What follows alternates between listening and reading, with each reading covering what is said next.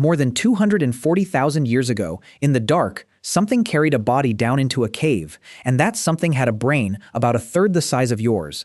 It did not eat the body. It did not leave it where it fell. It took it somewhere, put it in a hole, and covered it up. The place is called the Rising Star Cave System in South Africa.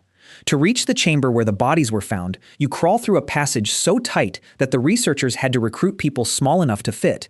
There is no light down there. There has never been light down there. And that is the first problem with the whole story, because getting a living body through that passage is hard. Getting a dead one through is much harder.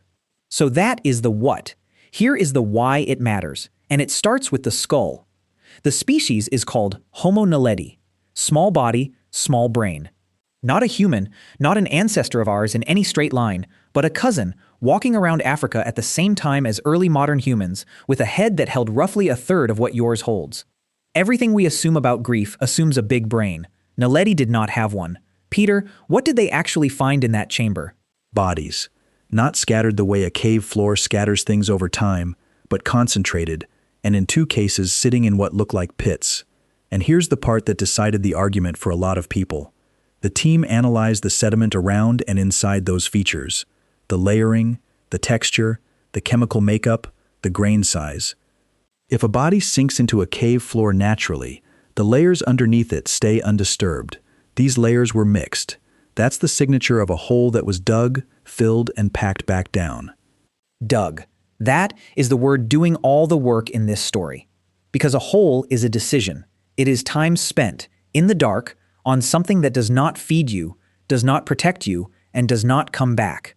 And the body in the hole was curled, with the limbs drawn in, not the sprawl of something that fell. Which raises an obvious question. If a small-brained cousin was doing this, what exactly is a big brain for? And then the field said, not so fast. Because this is where the story stops being a discovery and starts being a fight. The evidence was submitted, and 4 reviewers came back in strong agreement that the methods, the data, and the analyses did not support the conclusions. Not one skeptic, 4 agreeing. There is a published paper whose title is a flat contradiction of the claim, arguing that there is no scientific evidence that Homo naledi buried their dead at all. Sarah, what were the objections actually about? Mostly about ruling things out. A cave does things to bodies over 250,000 years. Water moves them, floors collapse, sediment shifts, animals drag pieces around. Before you can say, someone dug this, you have to eliminate every ordinary process that produces a similar-looking pit, and the reviewers didn't think that had been done. That's not hostility, Tom. That's the job. An extraordinary claim about the inner life of an extinct cousin needs evidence that closes every other door. So the team went back and did more work, and something happened that almost never happens in public. One of the reviewers who had been skeptical looked at the new evidence and said the argument for intentional burial had become robust and persuasive. A person who had said no said yes in writing with their name on it. That does not settle it. Plenty of researchers still disagree, but it tells you what kind of question this is, not a mystery waiting for an answer, an argument in progress that you are watching in real time. Which brings us to the other cave and the other claim, 430,000 years old.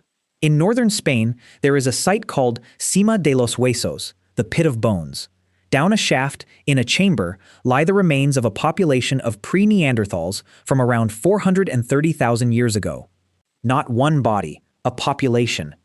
Sit with that number for a second, because it does something to the timeline. 430,000 years ago, there were no modern humans anywhere on Earth. Our species had not appeared. The people in that pit were not us, and they were not Neanderthals yet either. They were the generation in between, and there are dozens of them down there together. Some archaeologists argue that those bones are there because bodies were deliberately placed. Others argue they washed in, or fell in, or were dragged in by animals. That claim is contested too, and it is older than the South African one by roughly 200,000 years. So the 2 oldest candidates for the oldest grave on Earth are separated by an enormous gap in time, sit on different continents, and belong to 2 different kinds of not quite human. Neither is settled, and the thing they have in common is not the evidence, it is the accusation that somebody chose where a body should go. Peter, why do these sites keep turning out to be almost impossible to reach? That's the uncomfortable pattern, and it cuts both ways. A deep, awkward, dark chamber is exactly where you'd put something you wanted to keep away from scavengers, and it's also exactly the kind of natural trap that accumulates bodies without anyone intending anything. The very feature that makes the sites remarkable is the feature that gives the skeptics their strongest argument. Every one of these places is a hole in the ground that things fall into. So we have 2 contested sites, 2 contested claims, and no clean answer, which leaves one thing left worth asking, and it is not about caves at all. Why would anything bother? Think about what a burial costs. You carry weight you cannot eat. You spend daylight, or worse, you spend darkness. You dig with your hands into ground that does not want to open. You take a body that is already useless to the group and you put it somewhere specific, on purpose. And at the end of all that effort, nothing has improved. Nobody is safer. Nobody is fed. Every other behavior we find in the fossil record pays for itself. Tools cut, fire cooks, shelters keep the rain off. Even the strange-looking things turn out to be practical once you understand them. Burial is the first thing our relatives did that has no return at all. And it is expensive in the one currency that mattered most. Not effort, attention. For as long as that job takes, nobody in the group is watching the tree line. A species that survives by staying alert chose to stop being alert, together, for a body that could not be helped. Sarah, so what is it for then? For the ones still standing, that's the only place the payoff can be. The body doesn't benefit. It's gone. Whatever burial does, it does to the living. And the simplest reading is that something in them could not treat that shape on the ground as an object. They had to do something with it. That's not a theory about ritual or religion. It's much smaller and much older than that. It's the moment when a body stopped being a thing and started being a someone. And if Homo naledi did it, that moment happened in a head a third the size of ours. That is the part that should unsettle you. We tend to assume that the tender things, grief, care, the sense that a person is more than meat, sit at the top of the intelligence ladder. That they are what you get once the brain is big enough. Naledi's brain was not big enough. By our own logic, they should not have been able to feel the loss. Unless the ladder is wrong. Maybe grief is not an achievement of intelligence at all.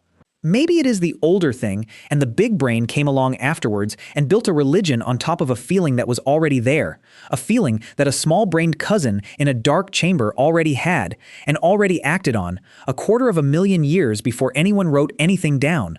We do not know yet. The argument is still running, and the people running it are being careful with each other in a way that is genuinely admirable. Some of them change their minds in public. Most fields do not do that. But somewhere under South Africa, there is a hole in a cave floor that somebody's hands may have made, in total darkness, for a body that could not thank them. And whoever they were, they went home afterwards and carried on living, in a world that had just become a little bit heavier. That is the oldest thing we have ever found that has no use at all.